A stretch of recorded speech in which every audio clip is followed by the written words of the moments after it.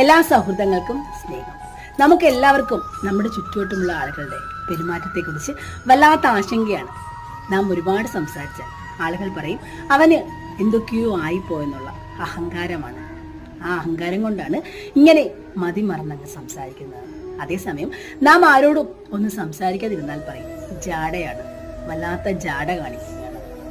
നാം എന്തെങ്കിലും കാര്യത്തിന് മാത്രം ഒരാളോട് സംസാരിച്ചാൽ അപ്പോൾ പറയും കണ്ടോ, കാര്യസാധനത്തിന് വേണ്ടി മാത്രം, ആ കാര്യം നടക്കാൻ വേണ്ടി മാത്രം അയാൾ നമ്മളോട് സംസാരിക്കുകയാണ്.